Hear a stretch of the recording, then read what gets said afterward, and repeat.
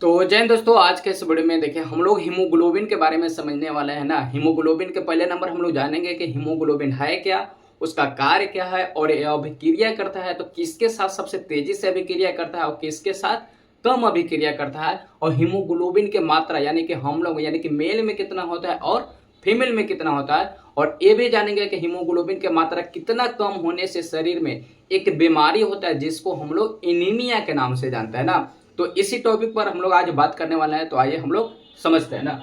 पहले देखिए हीमोग्लोबिन जो होता है ना, अगर हम लोग हीमोग्लोबिन के तोड़िएगा तो दो भागों में टूट जाता है। एक होता है हीम और एक होता है ग्लोबिन। ग्लोबिन जो होता है इसमें ना प्रोटीन के काम करता है, ग्लोबिन प्रोटीन के काम करता है जो कि कार्बनिक पदार्थ होता है। और एक होता है हीम, हीम जो होता है लौह तत्व का काम करता है, और लौह तत्व जो कि लोहा के रूप में होता है और ये वर्णक यानी कि पिगमेंट ये रंग प्रदान करता है। और ये जो फेरस जो होता है वो अकार्बनिक तत्व होता है। तो अगर हम लोग को कोई पूछेगा कि छोटे को भाषा में कि हीमोग्लोबिन क्या है, तो हम लोग बोल सकते हैं कि हीमोग्लोबिन कार्बनिक एवं अकार्बनिक का मिश्रण होता है जो कि आरबीसी के साथ मिलके मतलब आरबीसी क्या करता है यानी कि आरबीसी हीमोग्लोबिन के साथ मिलकर क्या करता है, ऑक्सीजन का परिवहन करता है। तो यानी कि यहाँ से एक और हम लोग बात जान गए कि हीमोग्लोबिन क्या है, इसको तो बात जानिएगा। और इसमें एक और बात निकल गया कि हीमोग्लोबिन क्या करता है, हीमोग्लोबिन ऑक्सीजन का परिवहन करता है ना।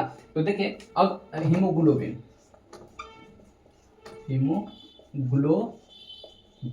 अगर हीमोग्लोबिन के तोड़ेंगे तो एक टूटेगा हीम में अब एक टूटेगा ग्लोबिन में, ठीक है। ये जो होता है ग्लोबिन जो होता है कहा है प्रोटीन, ये प्रोटीन का काम करता है जो कि कार्बनिक पदार्थ है, कार्बनिक पदार्थ है। और हीम जो होता है लौह तत्व है, लौह तत्व का काम करता है। हीमोग्लोबिन में जो हीम होता है लौह तत्व का काम करता है जो कि ये वर्णक है यानी कि पिगमेंट है। और इसमें वर्णक के रूप में लोहा पाया जाता है। और ये कहा है अकार्बनिक पदार्थ है, अकार्बनिक पदार्थ होता है। तो हीमोग्लोबिन के बारे में अभी देखे दो तोड़े, तो एक टूटा हीम में और एक ग्लोबिन में। हीमोग्लोबिन हीम जो होता है हीमोग्लोबिन में लौह तत्व का काम करता है जो कि वर्णक के रूप में एक पाया जाता है। क्या पाया जाता है, लोहा पाया जाता है। और लोहा का है यानी कि लौह तत्व का है एक अकार्बनिक पदार्थ होता है। और ग्लोबिन जो है ग्लोबिन प्रोटीन के रूप में कार्य करता है। और ये ग्लोबिन जो होता है हीमोग्लोबिन में कार्बनिक पदार्थ होता है ना। तो अगर हम लोग सब कुछ पूछेगा कि हीमोग्लोबिन क्या है, तो हीमोग्लोबिन कार्बनिक एवं अकार्बनिक पदार्थों का मिश्रण है जो कि अभी क्या करता है, आरबीसी जो होता है ना, आरबीसी हीमोग्लोबिन के साथ ही मिलकर ऑक्सीजन का परिवहन, मतलब हीमोग्लोबिन अगर नहीं चाहेगा तो ऑक्सीजन का परिवहन नहीं होगा ना। तो इसका कार्य अगर पूछेगा हीमोग्लोबिन का कार्य क्या है ना, तो कार्य होता है ऑक्सीजन का क्या करता है, ऑक्सीजन का परिवहन करना। अगर देखिए अब ऑक्सीजन के क्या करता है, परिवहन करता है। अब एक हीमोग्लोबिन के जो अणु होता है ना, अगर एक हीमोग्लोबिन के अणु आरबीसी में जो होता है, एक हीमोग्लोबिन के जो अणु होता है अपने साथ कितना ऑक्सीजन के अणु ले जाता है, अपने साथ कितना, यानी कि 4 ऑक्सीजन के अणु अपने साथ ले जाता है। तो ये है इंपोर्टेंट बन जाता है ना। तो एक हीमोग्लोबिन जब इसका कार्य क्या है, कार्य है ऑक्सीजन का परिवहन करना। और जब ऑक्सीजन का परिवहन हीमोग्लोबिन करता है तो एक अणु हीमोग्लोबिन अपने साथ 4 ऑक्सीजन का एक साथ है, एक जो अणु होता है 4 ऑक्सीजन का क्या करता है, परिवहन करता है। तो अभी हम लोग जानेंगे कि हीमोग्लोबिन क्या है और इसका कार्य भी जान गए। अभी देखिए अभिक्रिया के बारे में जानते हैं और हीमोग्लोबिन किसके साथ अभिक्रिया करता है, और इसमें ये भी जानेंगे कि सबसे ज्यादा तेजी से अभिक्रिया किसके साथ करता है ना। देखिए हीमोग्लोबिन हो गया, इस सब में देखिए तीनों में हीमोग्लोबिन है और ना ये हो गया ऑक्सीजन। और जब हीमोग्लोबिन ऑक्सीजन के साथ देखिए अभिक्रिया कर रहा है तो क्या बनता है, ऑक्सी हीमोग्लोबिन बनाता है। और यही हीमोग्लोबिन जब कार्बन डाइऑक्साइड के साथ अभिक्रिया करता है तो कार्बामिनो हीमोग्लोबिन बनाता है। और यही हीमोग्लोबिन जब कार्बन मोनोऑक्साइड के साथ अभिक्रिया करता है तो कार्बोक्सी हीमोग्लोबिन बनाता है।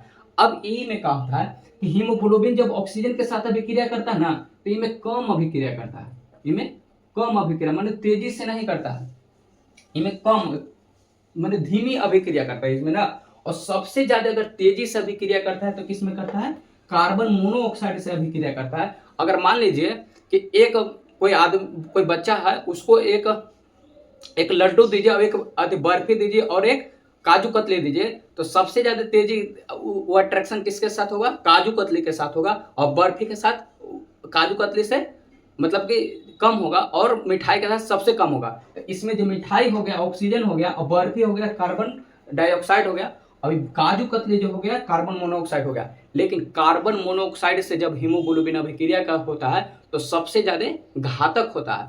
और यही जब कार्बन मोनोऑक्साइड से अभिक्रिया करता है ना, तो इसमें जो हमने के ऊतक होता है, ऊतक में ऑक्सीजन की मात्रा का होता है। अगर मान लीजिए कार्बन मोनोऑक्साइड है और वहां पे हम लोग गए, ठीक है, और जब जैसे गए ना, तो हमारे जो ऊतक में क्या होता है, ऑक्सीजन की मात्रा कम हो जाता है। अब यही जब ऊतक में ऑक्सीजन की मात्रा कम हो जाता है तो एक बीमारी होता है जिसको हम लोग हाइपोक्सिया बोलते हैं ना।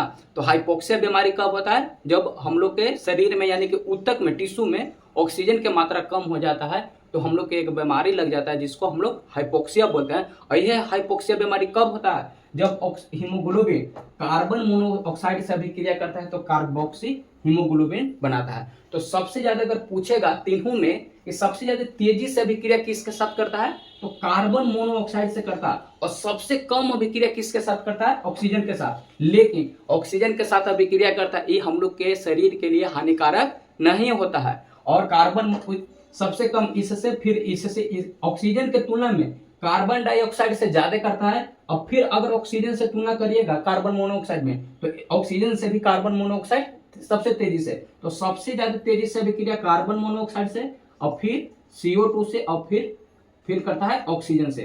तो ये जो श्रृंखला लिखे हैं, ये सबसे तेज वाला अभिक्रिया है जो कि हीमोग्लोबिन करता है।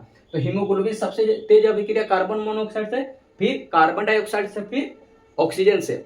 इससे करेगा तो घातक होगा, इससे करेगा तो और कम घातक होगा, और इससे करेगा तो हमारे शरीर के लिए लाभदायक होता है।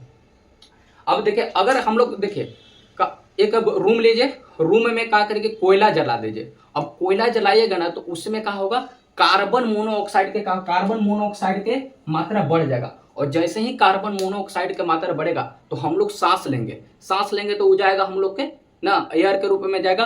और यही एयर के रूप में जाके हीमोग्लोबिन का, रक्त में जो हीमोग्लोबिन होता है, कार्बन मोनोऑक्साइड से क्या कर ले, अभिक्रिया करेगा। और जैसी अभिक्रिया किया तो क्या बना दिया, कार्बोक्सी हीमोग्लोबिन बना दिया। और जब कार्बोक्सी हीमोग्लोबिन हमारे शरीर में आता है तो क्या होता है, हमारे जो टिश्यू यानी कि कोशिका तक जाएगा। और यही कोशिका तक जाके ऊतक में जाके क्या करता है, ऑक्सीजन की मात्रा कम कर देता है, जिसमें एक बीमारी होता है जिसको हम लोग पहले ही बता दिया है, हाइपोक्सिया बीमारी हो जाता है ना। तो कौन बीमारी होता है? हाइपोक्सिया एक बीमारी होता है जिसको हम लोग हाइपोक्सिया बीमारी के नाम से जानते हैं, जो कि बहुत घातक होता है। इस बीमारी में मनुष्य के जान भी जाने के ज्यादा संभावना रहता है, कम संभावना नहीं, ज्यादा संभावना रहता है ना। तो ये हो गया अभी अभिक्रिया के बारे में समझे। अब देखिए हीमोग्लोबिन के मात्रा के बारे में समझते हैं कि हीमोग्लोबिन की मात्रा किसमें कम होता है और किसमें ज्यादा होता है। देखिए हीमोग्लोबिन की मात्रा मनुष्य जो होता है ना, मनुष्य मतलब कि जो मेल होता है, मेल में हम लोग में हीमोग्लोबिन की मात्रा ज्यादा होता है। मतलब कि 16 से 18 mg प्रति डेसीलीटर हम लोग में होता है। और महिलाओं में पूछेगा ना कि हीमोग्लोबिन की मात्रा कितना होता है, तो 14 से लेकर 18 mg प्रति डेसीलीटर महिलाओं में होता है। तो पुरुषों के तुलना में महिलाओं में हीमोग्लोबिन का मात्रा कम होता है। अब देखिए, अगर 10 mg प्रति डेसीलीटर से अगर कम होता है हीमोग्लोबिन का मात्रा कोई में, या तो महिलाओं में ना तो पुरुषों में, तो एक बीमारी होता है जिसको हम लोग एनीमिया नाम धरते हैं ना।